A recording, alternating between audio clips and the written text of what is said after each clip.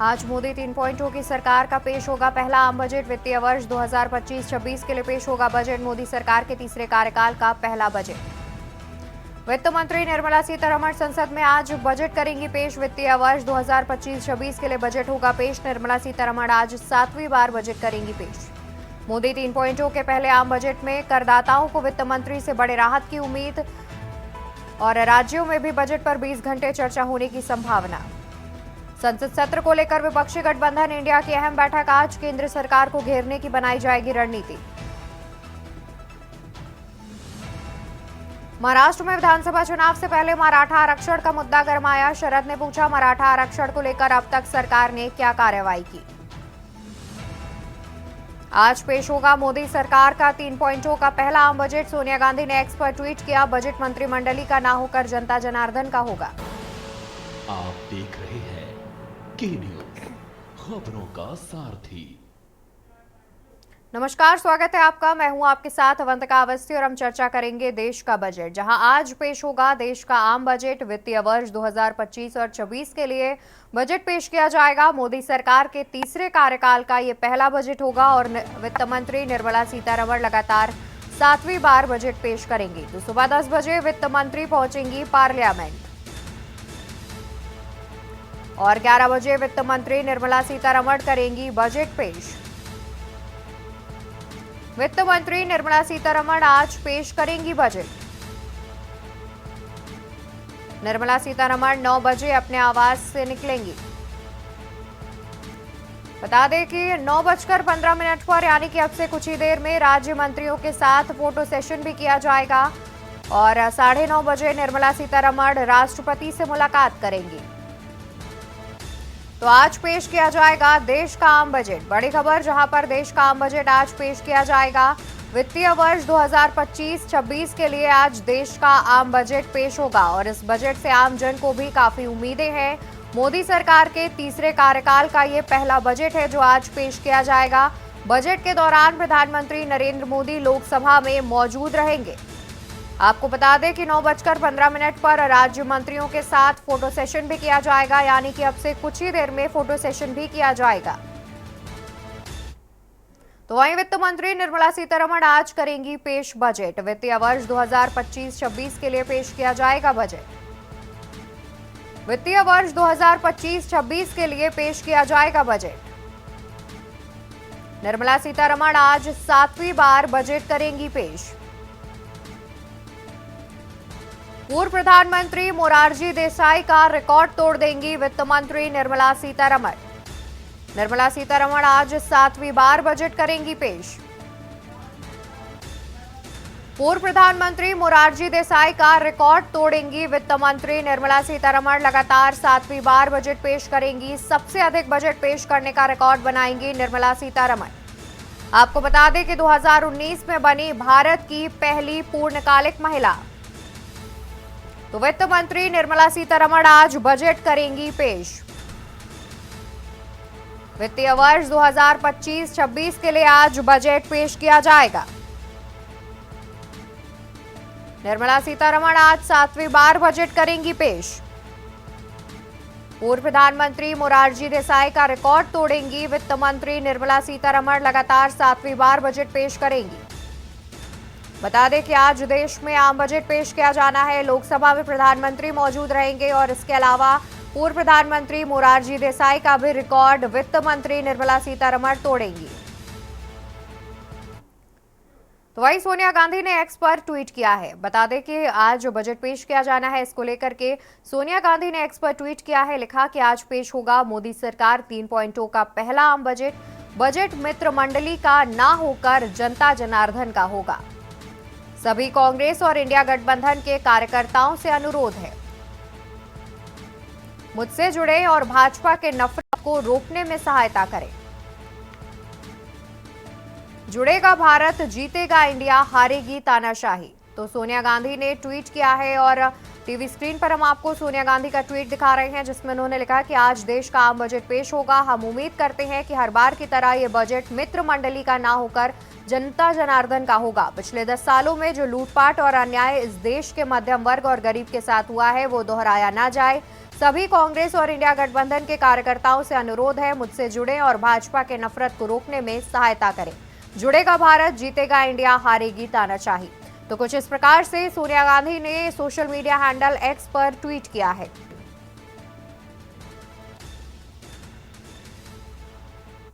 और हम लगातार देश के बजट पर चर्चा कर रहे हैं। आज बजट पेश किया जाएगा, लेकिन फिलहाल यहाँ रुकेंगे एक छोटे से ब्रेक के लिए।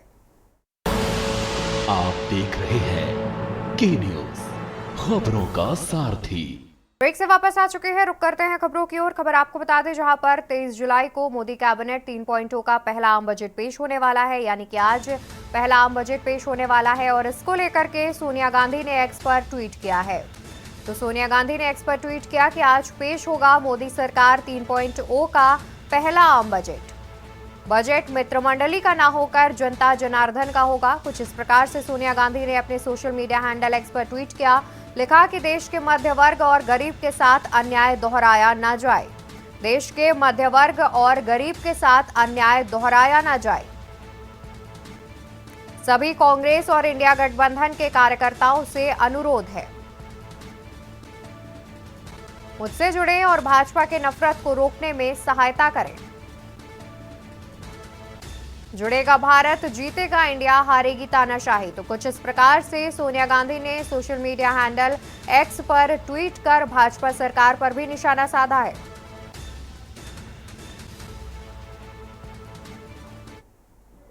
तेईस जुलाई यानी कि आज मोदी कैबिनेट का 3.0 का पहला आम बजट पेश होने वाला है। केंद्रीय वित्त मंत्री निर्मला सीतारमण बजट पेश करने वाली है और इसे लेकर हर सेक्टर को भी काफी उम्मीदें हैं। आम जनता से लेकर उद्योगपतियों की निगाहें इस बजट पर टिकी हुई हैं। आम जनता सरकार से इनकम टैक्स में राहत चाहती है, तो वहीं कुछ विशेषज्ञ तो ये भी उम्मीद जता रहे हैं कि केंद्र सरकार 8वां वेतन आयोग लागू कर सकती है और इससे सीधे तौर पर 1 करोड़ केंद्रीय कर्मचारियों को भी इसका फायदा होगा। आपको बता दें कि केंद्र सरकार हर साल प्रत्येक 10 साल पर केंद्रीय कर्मचारियों के वेतन और अलाउंस की समीक्षा करती है, जिसके बाद वेतन आयोग गठित की जाती है।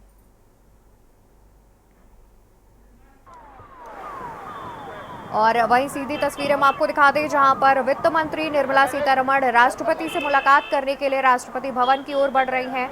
सीधी तस्वीरें हम आपको दिखा रहे हैं, जहां पर वित्त मंत्री निर्मला सीतारमण राष्ट्रपति द्रौपदी मुर्मू से मुलाकात करने के लिए राष्ट्रपति भवन की ओर बढ़ती हुई उनका काफिला राष्ट्रपति भवन की ओर बढ़ रहा है। सीधी तस्वीरें के न्यूज इंडिया आप तक पहुंचा रहा है, जहां पर वित्त मंत्री राष्ट्रपति भवन पहुंच रही है राष्ट्रपति से मुलाकात करने। बजट पेश करने से पहले राष्ट्रपति से मुलाकात करने के लिए राष्ट्रपति भवन पहुंच रही है वित्त मंत्री निर्मला सीतारमण। वित्त मंत्री का काफिला आगे बढ़ते हुए सीधी तस्वीरें के न्यूज इंडिया आपको दिखा रहा है। और इस दौरान पुलिस की भी मुस्तैदी की गई है, तमाम रूट डायवर्जन किए गए हैं। आपको बता दें कि वित्त मंत्री निर्मला सीतारमण आज संसद में बजट पेश करेंगी और बजट पेश करने से पहले उनका काफिला राष्ट्रपति भवन की ओर बढ़ता हुआ कुछ ही देर में वो राष्ट्रपति से मुलाकात करती हुई नजर आएंगी। और टीवी स्क्रीन पर हम आपको 2 तस्वीरें दिखा रहे हैं, जहां पर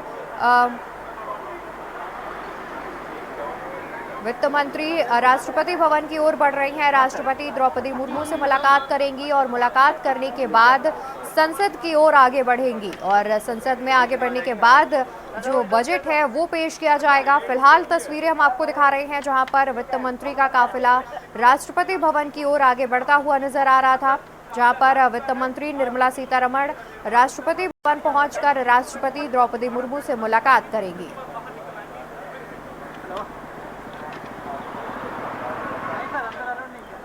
दूसरी तस्वीर में हम आपको दिखा रहे हैं, जहां पर संसद में बजट पेश किया जाएगा और आज बजट पेश होना है। इसी को लेकर के हम चर्चा करेंगे। हमारे साथ वरिष्ठ पत्रकार भी जुड़े हुए हैं, वरिष्ठ पत्रकार आलोक त्रिपाठी और वरिष्ठ पत्रकार पीयूष त्रिपाठी जुड़े हुए हैं। सबसे पहले आलोक जी, हम आपका रुख करेंगे। देखा जाए तो आज आम बजट पेश किया जाना है, आम जनता को इससे काफ़ी उम्मीदें हैं और साथ ही देखा जाए तो महिला, युवा और किसान के हित में ध्यान में रख करके जानकारी मिल रही है कि इस बार बजट जो है वो निर्माण किया गया है। फिलहाल आपको क्या लगता है कि मोदी सरकार का इस बार का बजट कैसा होने वाला है? देखिए, इस बार जो देश का बजट है, लग रहा है कि ये जनता का बजट होना चाहिए। बिल्कुल, क्योंकि एक सातवीं बार बजट पेश करने जा रही हैं और तीसरी सरकार है मोदी की इस बार जो बजट पेश करने जा रही है। तो जनता को भी उम्मीदें हैं, बजट कुछ बदलाव की उम्मीदें की जा रही है कि आयकर की सीमा में छूट भी होनी चाहिए, चाहे किसानों की बात हो, चाहे बेरोजगारों की बात हो, युवाओं का हो, महिलाओं के लिए हो, स्वास्थ्य हो। तो लग रहा है कि जनता इस बार उम्मीद लगाए बैठी है, क्योंकि जनता ने इनको तीसरी बार मौका दिया है सत्ता में आने का। तो जनता भी उम्मीद लगाए है कि इस बार बजट में उनकी सुनी जाएगी, उनके लिए कुछ खजाने खोले जाएंगे कि जनता के लिए सरकार है, जनता के लिए क्या किया है। तो उस बार लग रहा है कुछ बदलाव होगा इस बजट में। बिल्कुल। और हमारे साथ पीयूष त्रिपाठी जी भी जुड़े हुए हैं। पीयूष जी, आपसे जानना चाहेंगे, देखा जाए तो जिस तरीके से लगातार जानकारी मिल रही है कि तमाम व्यापारियों को भी बजट से खास उम्मीदें हैं। उनका कहना है कि इनकम टैक्स स्लैब में छूट मिले और 8वां वेतन आयोग भी जारी किया जाए। फिलहाल आपको क्या लगता है कि इस बार का जो बजट है, क्या वो व्यापारियों के लिए भी काफी खास होने वाला है?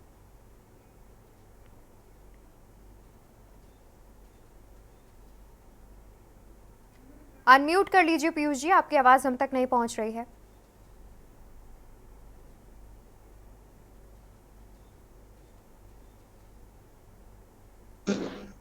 जी। अब आ रही है आवाज? जी जी, अब आपकी आवाज आ रही है। हाँ, तो मैं ये कह रहा था कि व्यापारियों के लिए तो ठीक है, किया जाना चाहिए, छोटे व्यापारियों से लेकर बड़े व्यापारियों तक। मगर बजट की सार्थकता तब होगी जब कृषि क्षेत्र में निवेश बढ़ा दिया जाए। मुझे लगता है कि इस बार ऐसा किया जाना चाहिए कि कृषि क्षेत्र को, क्योंकि कृषि क्षेत्र का जो जी बजट में स्थान रहा है, और इस बार कृषि विकास दर की जो ग्रोथ है वो बहुत ही निराशाजनक है। सब लोग जानते हैं कि तकरीबन 43% आबादी को कृषि से आजीविका आज भी मिल रही है, और व्यापारी और निर्माता जी ये दोनों डिपेंड करते हैं कृषि पर बहुत हद तक। तो उम्मीद तो ये है कि इस कृषि प्रधान देश में इस बार किसानों को लेकर के और कृषि को लेकर के कुछ अच्छा किया जाना चाहिए। बिल्कुल। और वहीं देखा जाए तो जिस तरीके से अभी बीते कुछ दिनों पहले किसान प्रदर्शन भी कर रहे थे और एमएसपी को लेकर के भी लगातार किसानों की मांगे उठती रहती हैं, तो जाहिर तौर पर मोदी सरकार को इस पर भी ध्यान देना चाहिए।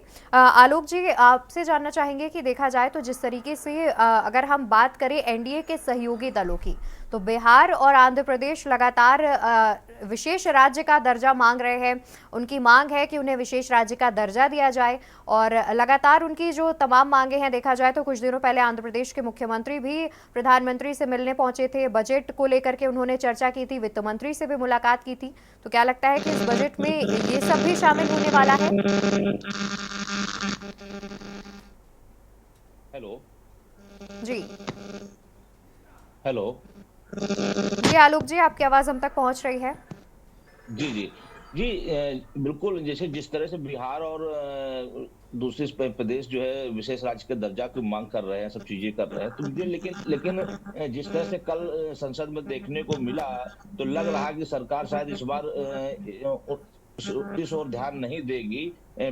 उनका जनता को लेकर के है, और जनता कितना इस बजट को खुश कर पाते हैं इस बजट के माध्यम से, क्योंकि महंगाई भी बढ़ी हुई है। जीएसटी को लेकर के तमाम व्यापारी तमाम स्तर पे जी आलोक जी, आपकी आवाज हम तक नहीं पहुंच रही है।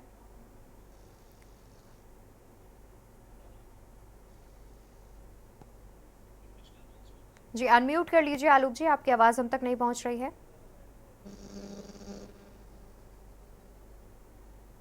हेलो। जी जी, अब बताइए।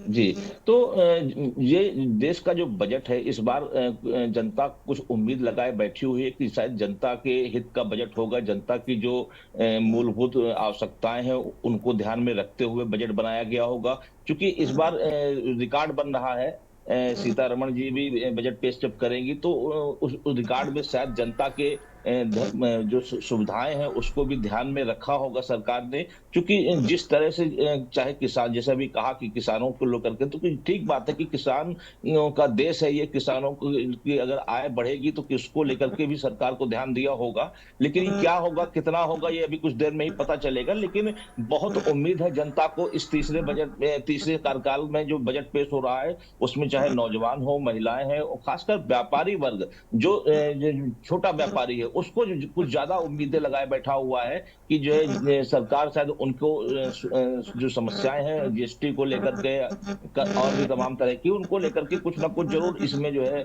सहूलियत देगी।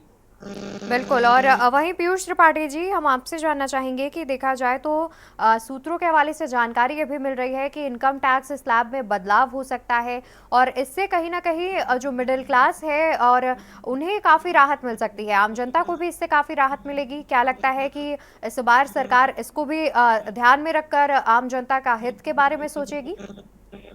हाँ, ये बुनियादी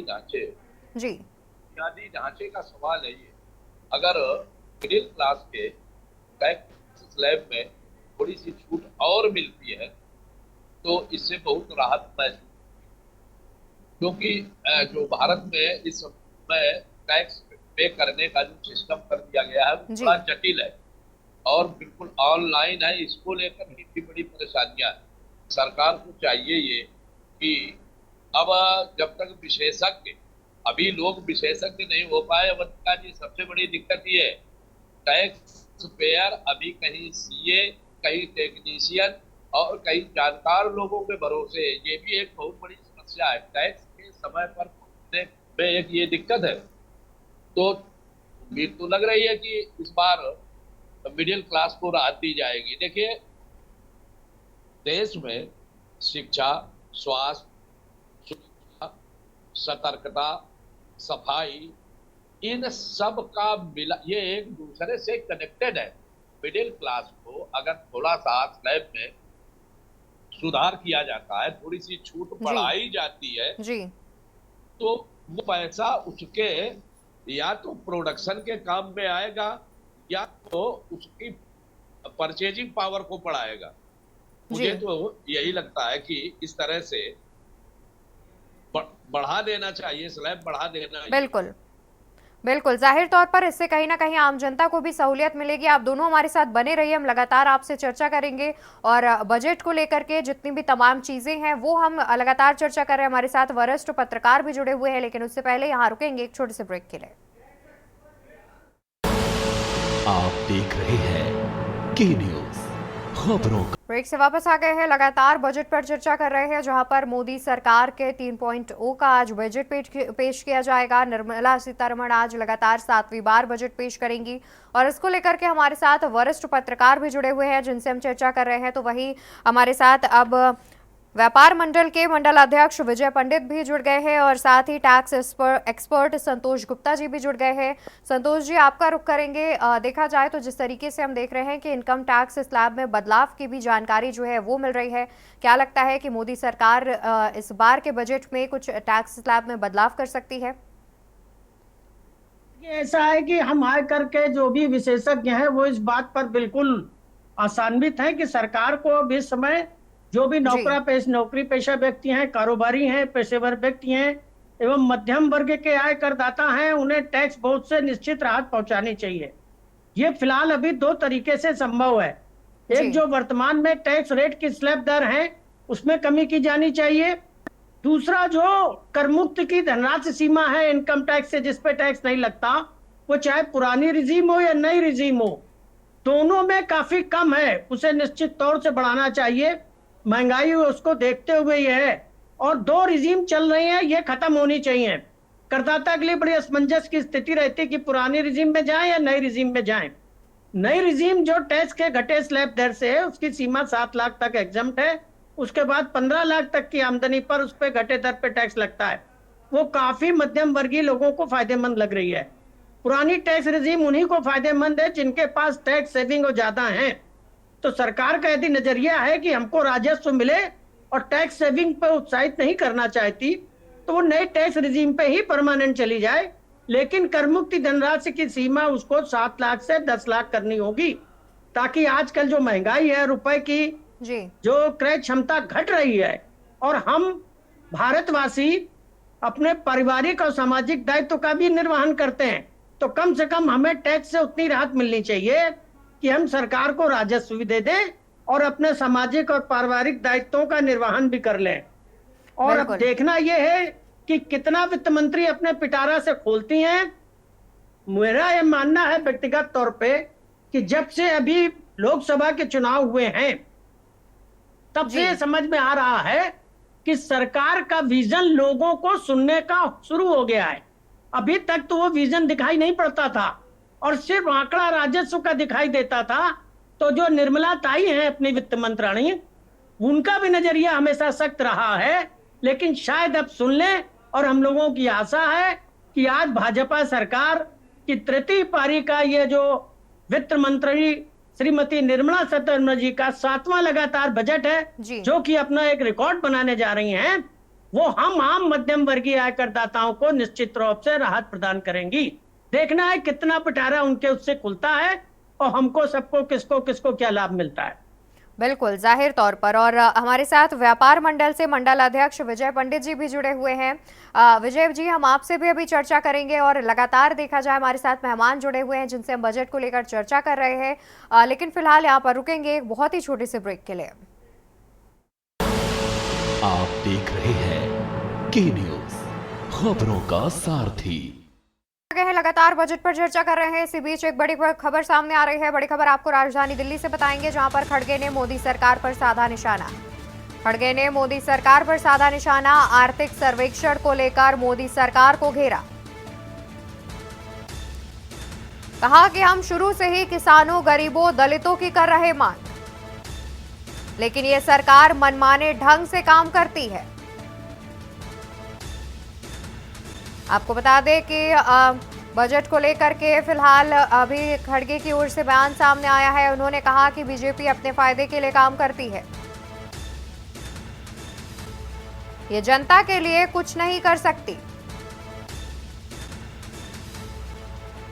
आशा है कि वो पिछड़े क्षेत्रों के लिए पैकेज देंगे, ये जनता के लिए कुछ नहीं कर सकती। आशा है कि वे पिछड़े क्षेत्रों के लिए पैकेज देंगे। ज्यादा जानकारी के लिए हमारे साथ लगातार हमारे मेहमान भी जुड़े हुए हैं। ब्रेक पर जाने से पहले हम चर्चा कर रहे थे संतोष गुप्ता जी से। फिलहाल रुक करेंगे विजय पंडित जी का। विजय जी, देखा जाए तो व्यापार मंडल के मंडल अध्यक्ष हैं आप। हम जानना चाहेंगे कि आखिर व्यापारियों को इस बजट से क्या उम्मीदें हैं। देखिए, सरकार बड़ी मेहनत कर रही है, बहुत काम कर रही है जी, परंतु सामंजस्य नहीं बैठा पा रही है। जो बजट और जो नियम कायदे बन रहे हैं जी, उनमें और व्यापारियों को उन नियम कायदों में बहुत ज्यादा भारी भरकम कठोरता दिख रही है। हमारे कर विशेषज्ञ, वरिष्ठ कर विशेषज्ञ संतोष गुप्ता जी ने जो बातें कही हैं वो निश्चित रूप से बजट के लिए आवश्यक हैं। परंतु एक बात मैं बताना चाहूंगा कि सरकार को बजट में और व्यवहार में सामंजस्य बिठाना चाहिए। जो सरकार के नियम है इतने कठोर हैं कि व्यापारी इतना अधिक टैक्स देने के बावजूद भी उस कठोरता से निकल नहीं पा रहा है। सरकार इससे प्रसन्न नहीं हो पा रहा है। अतः अब ये है कि सरकार बजट के संग कानून भी सरल करे, उनका अनुपालन भी सरल करे। हर चीज में इतनी कठोरता है कि व्यापारी का एक परिवार का या व्यापार का सदस्य या स्टाफ सिर्फ सरकार के कानूनी पचड़ों में को पूरा करने में लगा रहता है। बिल्कुल। तो आवश्यक ये भी है कि सरकार कानूनों को सरल करे और जो छूट दे, मतलब मित्रता का व्यवहार करे। सरकार का व्यवहार व्यापारियों से, जनता से मित्रता का होना चाहिए।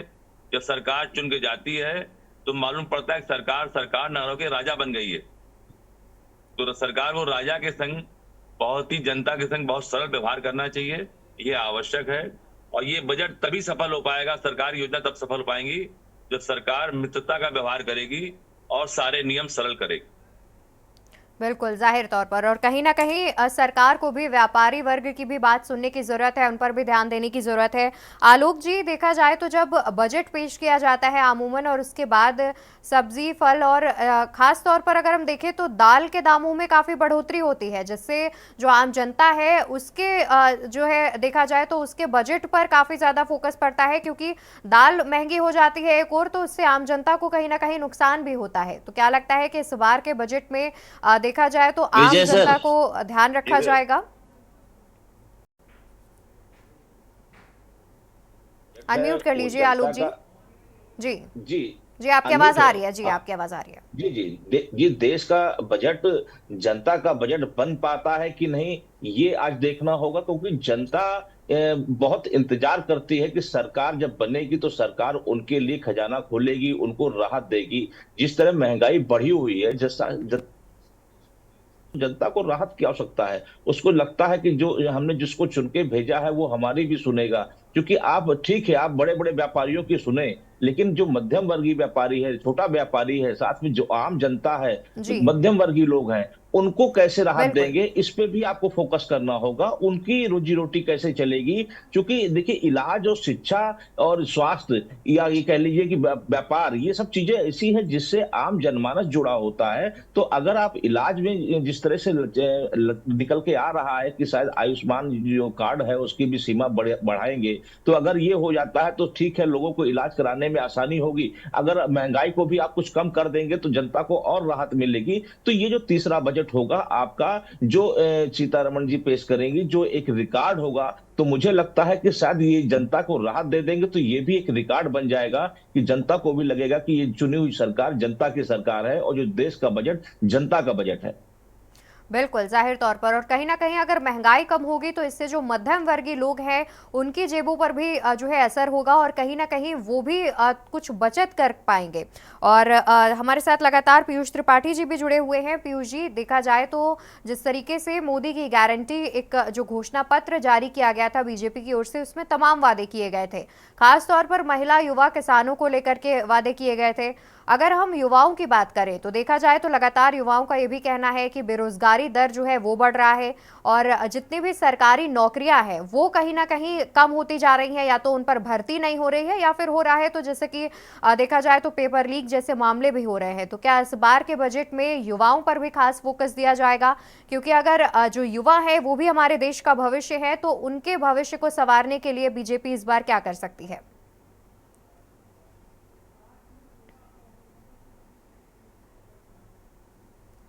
पीयूष जी, अनम्यूट कर लीजिए, आपकी आवाज नहीं पहुंच रही है।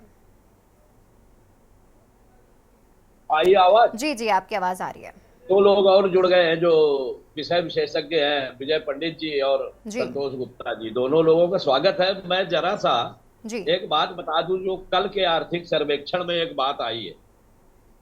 कहा गया है कि देश में 51.3% नौजवान नौकरी पर रखने के लायक नहीं है। जी 63% कंपनियों ने ये बताया है कि आईटी, इंजीनियरिंग, सर्विस और सेल्स में योग्य श्रमिकों का अभाव है।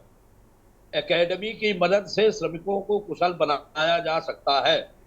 खास बात यह है कि विभिन्न राज्यों में कई ऐसे काम हैं जिन्हें महिलाओं को करने की इजाजत नहीं है। उत्तर प्रदेश में 18 प्रकार के उत्पादन कार्य में महिलाएं शामिल नहीं हो सकती हैं। ये एक आंकड़ा दिया गया है। तो भैया, इस तरह के नियमों को खत्म करने की जरूरत है। और दूसरा देख लीजिए जी कि इंडस्ट्री के लिए सरकार को जमीन की उपलब्धता आसान बनाने के लिए यूनिट स्थापना से जुड़े नियम बदलने होंगे, बोझ कम करना होगा। भारत में प्रत्येक श्रमिक के लिए 3.38 वर्ग मीटर जगह की जरूरत होती है।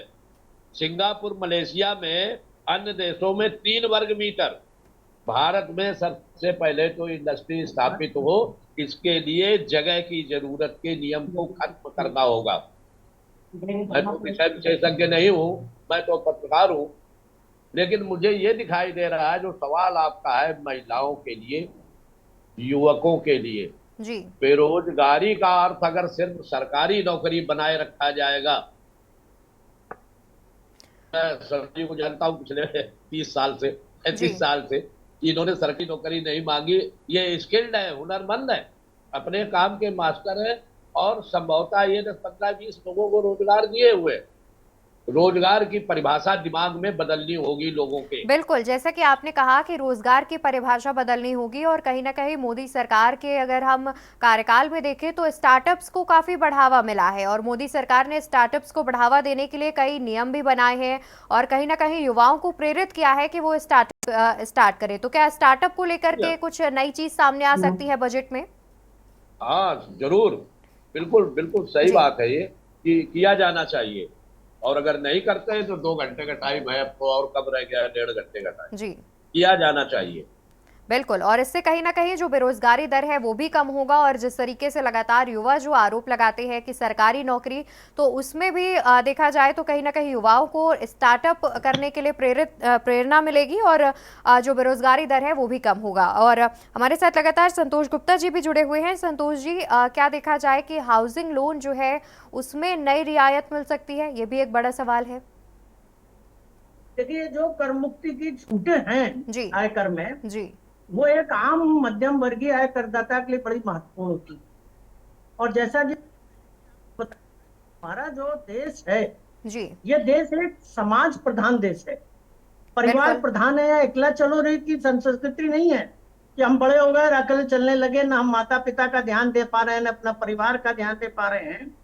तो इन सब के मद्देनजर आवास की भी एक समस्या बड़ी है, और जब तक सरकार इसको प्रोत्साहित नहीं करेगी, उसके पीछे टैक्स के इंसेंटिव नहीं देगी, तब तक ये संभव नहीं हो पाता कि लोग अपनी आमदनी में से, एक सीमित आमदनी में से कटौती करके एक कहीं इन्वेस्टमेंट कर सकें। और आवास भी प्रदान करना सरकार की पहली प्राथमिकता है। इसलिए निश्चित तौर पर हाउसिंग लोन पर जो भी ब्याज है, वो पूरा का पूरा ब्याज बिना किसी सीमा प्रतिबंध के छूट दी जानी चाहिए। और चाहे वो नई टैक्स रिजीम हो या पुरानी टैक्स रिजीम हो, दोनों में सुविधा बहाल करने की जरूरत है। इसलिए मैं तो समझता हूं कि वित्त मंत्री जी इस पर सुनेंगी। हालांकि वित्त मंत्रालय का हलवा बढ़ चुका है, उसकी तैयारी पहले हो चुकी है। आज हम लोग सिर्फ अफवाहों पर चर्चा कर रहे हैं। जो कुछ उन्हें करना था उनका पिटारा आज 11 बजे हम लोगों के सामने खुलना शुरू हो जाएगा। लेकिन इतना जरूर कहूंगा कि सरकार को एक विजन अब निश्चित तौर पर बनाना पड़ेगा कि हम लोगों को टैक्स की राहतें, तमाम जो छूटें हैं, जो कटौतियां हैं, जो इन्वेस्टमेंट को बढ़ावा देती हैं, जो हमारे परिवार और समाज और देश के लिए एक महत्वपूर्ण अंग है, उसकी अनदेखी नहीं करनी चाहिए। न सिर्फ हाउसिंग लोन, बल्कि और भी तमाम है इस तरह की जो हम लोग एक सीमित समय में डिस्कस नहीं कर सकते, उन्हें भी बढ़ाना चाहिए।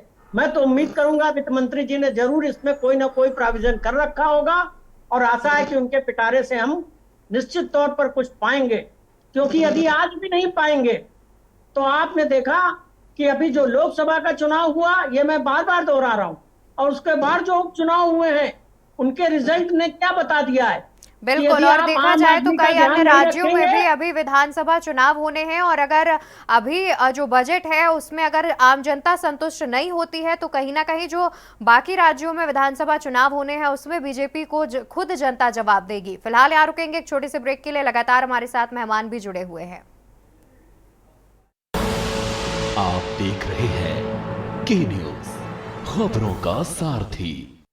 ब्रेक से वापस आ चुके हैं। हम लगातार बजट पर चर्चा कर रहे हैं, जहां पर आम जनता की बजट से क्या उम्मीदें हैं, और साथ ही मोदी सरकार के तीसरे कार्यकाल के बजट में क्या कुछ खास होने वाला है, इस पर लगातार चर्चा कर रहे हैं। और चर्चा करने के लिए हमारे साथ 2 वरिष्ठ पत्रकार और साथ ही कर विशेषज्ञ भी हमारे साथ लगातार जुड़े हुए हैं। पीयूष त्रिपाठी जी, देखा जाए तो आम जनता के लिए पेट्रोल डीजल की जो लगातार बढ़ती कीमतें हैं वो भी एक चिंता का विषय है, और कहीं ना कहीं देखा जाए तो कुछ एक आध दिनों बाद या फिर कुछ समय बाद जो पेट्रोल और डीजल की कीमत है उनमें बढ़ोतरी देखी जाती है, जिससे कहीं ना कहीं जो आम जनता है उसकी जेब पर भी अतिरिक्त भार पड़ता है। तो क्या लगता है कि इस बार पेट्रोल डीजल के दामों में कुछ रियायत मिल सकती है, या फिर उसको लेकर के कुछ नई चीज़ें आ सकती हैं? जैसे कि जानकारी मिल रही है कि जीएसटी में भी शामिल किया जा सकता है। ठीक है, तो हमारे साथ पीयूष त्रिपाठी जी है नहीं। आलोक जी, आपको क्या लगता है कि पेट्रोल डीजल के दामों में इस बार कुछ देखा जाए तो लगातार जो बढ़ोतरी होती है उसको रोकने के लिए कुछ नया प्रयास कर सकती है सरकार? जी उनका जी देखिए ये तो बहुत समय से ये मांग की जा रही थी कि जब एक सभी चीजों को जीएसटी के दायरे में लाया गया तो जी। पेट्रोल डीजल को भी उसके दायरे में लाना चाहिए। तो हो सकता है कि अगर इस तरह का आज होता है तो जाहिर सी बात है कि जो लोगों को राहत मिलेगी, क्योंकि पेट्रोल और डीजल के अगर दाम बढ़ते हैं तो वो सिर्फ पेट्रोल और डीजल के दाम नहीं बढ़ते हैं, उसके दाम बढ़ने से आम जो जनता की जो चीजें होती हैं, जो राशन होता है, जो सब्जी होती है, जो भी माल भाड़े के से आया जाता है, सामान आता है, तो उन सब बिल्कुल। चीजों के दाम पे प्रभाव पड़ता है। तो ये और जब उस पर पड़ता है तो आम जो छोटा व्यापारी है या ये आम जनता है उस पर इसका असर पड़ता है। तो जाहिर सी बात है कि इस तरह की जो तेल जो है, पेट्रोल और डीजल है, उस पर भी जीएसटी के दायरे में अगर लाएंगे तो जो जिस तरीके से इनके दाम बढ़ते हैं उस पर कुछ ना कुछ असर होगा और जनता को राहत मिलेगी। साथ में जो एक रेलवे बहुत बड़ा एक देश में है, तो उसको लेकर के भी तमाम नई नई ट्रेनें, नई नई तरह की व्यवस्थाएं की जा रही हैं। तो मुझे लग रहा है कि शायद इसमें भी सरकार कुछ बजट में लाएगी जिसमें आम जनमानस को, चूंकि आज भी देख लीजिए ट्रेनों की संख्या बढ़ रही है, ट्रेन की स्पीडें बढ़ रही हैं, नई नई तकनीकी की ट्रेनें आ रही हैं, लेकिन आज भी बहुत बड़ी संख्या ऐसी है जिसमें लोगों को रिजर्वेशन नहीं मिलता है, लोग जा नहीं पाते हैं। तो जो यातायात के जो साधन है इसको लेकर के भी सरकार कहीं ना कहीं इसको ध्यान में रखना होगा कि लोगों को लगे। प्लस ऑनलाइन जिस तरह व्यवस्थाएं सरकार ने की कि सब ऑनलाइन करते जा रहे हैं, लेकिन आज देखिए कितनी बड़ी संख्या ऐसी है जो लोग जो ऑनलाइन भर ही नहीं पाते हैं, जो ऑनलाइन कर नहीं पाते, वो कहीं ना कहीं दूसरे पे डिपेंड होते जा रहे हैं। तो उसमें भी सहूलियत बनाए, उसमें भी लोगों को ट्रेंड करना है, कैसे करना है उसका भी एक कहीं ना कहीं रास्ता होना चाहिए। लोगों को लगे कि जो चीजें सरकार बना रही है वो आम लोग कैसे उसको फॉलो कर पाएंगे, क्योंकि बहुत बड़ी संख्या आज भी हमारी गांव में रहती है, किसानी काम करती है। बिल्कुल। तो ये सब चीजों को आप जब योजनाएं बनाएंगे, बजट में लाएंगे, तो उनसे जो किसान से लेकर के जो धरातल पे रहता है किसान, क्योंकि वहीं से शुरुआत होती है, वहीं से जो पैदावार होती है तब जाकर के ऊपर बड़े व्यापारियों तक पहुंचता है मामला। तो उन सब चीजों को अगर आप संतुष्ट रखेंगे तो मुझे ये लगता है कि ये जो बजट होगा वो सफल बजट होगा और ये आम जनता का बजट होगा। बिल्कुल, और कहीं ना कहीं इस आम बजट से जो है लोगों को भी काफ़ी उम्मीदें हैं, सभी की निगाहें इस बजट पर टिकी हुई हैं। और साथ ही माफ़ कीजिएगा, संतोष गुप्ता जी, देखा जाए तो आप टैक्स एक्सपर्ट हैं। आम जनता टैक्स को लेकर के सरकार से क्या उम्मीदें करे, इसको लेकर के आपका क्या ख्याल है? देखिए, जहां तक टैक्स का सवाल है, आयकर के बारे में हम लोग काफी चर्चा भी कर चुके हैं। बिल्कुल। लेकिन जीएसटी अभी अछूता हुआ है जी। जीएसटी में देखिए तमाम प्रॉब्लम्स क्या है। जब 7 साल पहले जीएसटी लागू किया गया तो ये कहा गया कि एक राष्ट्र एक कर प्रणाली होगा। ये बात स्पष्ट हो गई, कानून पूरे देश में एक सा लागू हो गया। लेकिन ईज ऑफ डूइंग बिजनेस का जो दावा किया गया वो आज तक दूर दूर तक देखने को नहीं मिल रहा। कारण क्या है कि जीएसटी में आपने ऐसे कानून व नियमों का निर्धारण कर दिया है जिसका अनुपालन करना कारोबारियों के लिए एक मुसीबत बन गया है। दूसरा, जो आपका जीएसटीएन पोर्टल है वो अभी भी ठीक से काम नहीं कर रहा, उसमें तमामी तकनीकी खामियां हैं जिससे कारोबारी परेशान हो रहा है। अब देखिए, जीएसटी की यदि मुख्य बातें करें, एक तो अभी आप जिस पेट्रोल और डीजल की बात कर रही थी, पहले वहां से शुरू करते हैं। पेट्रोल और डीजल का निर्णय जीएसटी काउंसिल में जब यह जीएसटी लगाया गया तो यह तय पाया गया कि 3 साल के बाद जो भी पेट्रोलियम प्रोडक्ट हैं उसको जीएसटी के दायरे में ले लिया जाएगा, विचार करके ले लिया जाएगा। लेकिन आज केंद्र सरकार अपना राजस्व नहीं छोड़ना चाहती, जो एक्साइज और एडिशनल एक्साइज ड्यूटी के रूप में उसको मिल रहा है। प्रांत सरकारें अपना वैट नहीं छोड़ना चाहती। बिल्कुल संतोष जी, हम आपकी बात पूरी सुनेंगे और साथ ही लगातार जो हम टैक्स को लेकर के भी संतोष जी से चर्चा कर रहे हैं वो चर्चा जारी रखेंगे, लेकिन उसके पहले यहाँ पर रुकेंगे एक बहुत ही छोटी सी ब्रेक के लिए। ब्रेक से वापस आ रहे हैं। लगातार बजट और बजट पर आम जनता की उम्मीदों को लेकर चर्चा कर रहे हैं। हमारे साथ मेहमान भी जुड़े हुए हैं, जहां पर हमारे साथ वरिष्ठ पत्रकार और साथ ही टैक्स एक्सपर्ट जुड़े हैं। हम ब्रेक पर जाने से पहले टैक्स एक्सपर्ट संतोष गुप्ता जी से चर्चा कर रहे थे, जहां पर वो जीएसटी को लेकर तमाम बातें हमारे साथ साझा कर रहे थे। अब हम उनकी पूरी बात सुनेंगे और समझेंगे कि आखिर पेट्रोल डीजल को लेकर के जो जीएसटी पर आप चर्चा कर रहे थे संतोष जी, वो आप पूरी करिए और साथ ही जनता को भी समझाइए कि किस तरीके से पेट्रोल डीजल पर अगर जीएसटी लगती है तो उससे क्या कुछ लाभ होता है या फिर क्या कुछ हानि हो सकती है। कि लाना चाहिए, तो जी। बात वहीं से शुरू होती है कि आज भी ये तमाम उत्पादों पर, व्यापार पर एक्साइज और सर्विस टैक्स भी, एक्साइज लागू है और प्रांतीय वैट भी लागू। पेट्रोलियम प्रोडक्ट उनमें से एक है, इसलिए वो दोनों अभी इस पर चल रहे हैं। दोनों से सरकार ने इतना टैक्स लगा रखा है कि दोनों सरकारों का अपना उसमें इंटरेस्ट है। एक्साइज ज्यादा मिल रही है, वैट ज्यादा मिल रहा है प्रांतीय सरकारों को, इसलिए दोनों सरकार मिलकर जीएसटी के दायरे में इसको नहीं ला रही। जीएसटी में टैक्स बोझ निश्चित तौर पर कम हो जाएगा और पेट्रोल और डीजल की कीमतें कम हो जाएंगी। यदि कोई इंटरनेशनल मार्केट में भी क्रूड ऑयल के दाम नहीं कम होते तो टैक्स बर्डन से ये कम हो सकता है, लेकिन सरकार इस तरफ अपने राजस्व के हित में बिल्कुल ध्यान नहीं दे रही। इसको लाना चाहिए, निश्चित तौर पर लाना चाहिए। दूसरा, हम लोग जी। जीएसटी की बात कर रहे थे बजट में जी। कि जीएसटी से आज आम कारोबारी क्यों परेशान है। आपने कानून बड़े सख्त बना रखे हैं, कुछ तो अच्छे, कुछ बहुत खराब हैं। उनकी स्थितियां ये है कि ईज ऑफ डूइंग बिजनेस का कोई भी कारोबारी एहसास नहीं कर पा रहा। नंबर एक, जीएसटी में आपने रिटर्न को रिवाइज करने की सुविधा आज तक नहीं दी, 7 साल हो गए, जबकि इनकम टैक्स में, एक्साइज में हर जगह है कि कहीं कोई भूल चूक हो जाए तो आप उसे सुधार कर सकते हैं। दूसरी बात यह है कि जो टेक्निकल चीजें हैं, हम यदि कारोबारी कोई अपनी बात अपने विभाग के अधिकारी के सामने रखना चाहता है, उसका कोई ऑप्शन आपने जीएसटीएन पोर्टल पे नहीं खुला, क्योंकि मशीन का काम है, मैनुअल कोई काम नहीं है, सारा काम ऑनलाइन है। वो सुविधा आपने नहीं दी। आज हमारे यहाँ जीएसटी विभाग यदि सर्च और सर्वे करता है तो जो कारोबारी स्टॉक है उसको जब्त कर लिया जाता है कि ये बुक्स में नहीं है, उसका जो नहीं, वो उस समय बिल्कुल नहीं तय हो पाता। तमाम स्टॉक जो हमारा बुक्स में भी डिक्लेयर, कारोबार प्रभावित होता है। ये इनकम टैक्स में भी नहीं है, वहां भी ये प्रोविजन है कि सर्च होगा, सूची बनेगी, बाद में अधिकारी उसकी जांच करेंगे और स्टॉक उस समय नहीं जब्त किया जाएगा ताकि उसका कारोबार प्रभावित ना हो। जांच करेंगे और जो बिना बुक्स के पाया जाएगा उस पर टैक्स की प्रक्रिया प्रारंभ होगी, व्यापारी को भी सुनवाई का अवसर दिया जाएगा। जीएसटी में नहीं है, सारा स्टॉक उसका जब्त हो गया, वो परेशान है और उसे कोई खोलने को नहीं तैयार है। तमाम उसमें आदेश पारित होते हैं, वो अपील में जाते हैं, मामला लटका रहता है।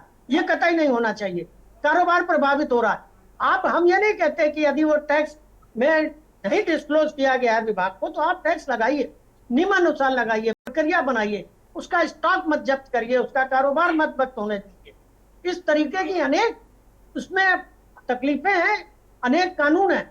आपने अनुपालन में क्या कर रखा है, 5 करोड़ से ऊपर का जिसका वार्षिक विक्रय धन है, उस कारोबारी को जो माल का परिवहन होता है उसमें बड़ी परेशानी है। आपने कहा जीएसटी लग जाएगा, बिना किसी बाधा के माल एक देश से दूसरे देश की, प्रदेश की सीमाओं को लांघता हुआ चलेगा, कोई बाधा नहीं होगी। आपने उसमें एक ईवे बिल बना दिया, ईवे बिल बना दिया कि जो भी 50,000 से मूल्य का यदि व्यापार होगा, ईवे बिल, टैक्स इनवाइस तो जारी होगी, ईवे बिल भी बनेगा। उसके बाद आपको लगा कि चोरी हो रही है, आपने एक ई इनवाइस का फार्मूला भी बना दिया। तो अब माल के साथ 3 डॉक्यूमेंट चल रहे हैं, एक टैक्स इनवाइस जो व्यापारी खुद जारी कर रहा है, एक पोर्टल से जो 5 करोड़ के ऊपर का कारोबारी है वो ई इनवाइस फीड करेगा। तो जब ई इनवाइस फीड कर दी उसने, आपके पोर्टल पर जानकारी आ गई उसके बिक्री की, तब आप क्यों उससे ईवे बिल की अपेक्षा कर रहे हैं। ये 3 डॉक्यूमेंट, ये सब क्या है? ये सारी निर्धारण से आप खुद भी नहीं आश्वस्त हैं कि हम कौन सा ऐसा कानून बनाए कि जो सही हो और उसका सारा अनुपालन आप व्यापारी पे डालना है। बिल्कुल, यानी कि देखा जाए तो जीएसटी को लेकर कई खामियां भी हैं। रोकेंगे यहाँ पर आपको और सीधी तस्वीरें, जहां पर वित्त मंत्री निर्मला सीतारमण पार्लियामेंट पहुंच चुकी हैं, संसद भवन पहुंच चुकी हैं वित्त मंत्री निर्मला सीतारमण। सीधी तस्वीरें के न्यूज इंडिया आपको दिखा रहा है, जहां पर वित्त मंत्री संसद भवन पहुंच चुकी हैं। वित्त मंत्री के साथ उनका मंत्रिमंडल भी पहुंचा हुआ है और ये वित्त मंत्री की सीधी तस्वीर हम आपको दिखा रहे हैं। वित्त मंत्री निर्मला सीतारमण संसद भवन पहुंची हुई हैं और साथ ही देखा जाए तो उनके हाथों में बजट है। कुछ ही देर में बजट भी पेश किया जाएगा, संसद भवन में बजट पेश किया जाएगा। सीधी तस्वीरें आपको दिखा रहे हैं जहां पर वित्त मंत्री निर्मला सीतारमण पहुंची हुई है संसद भवन।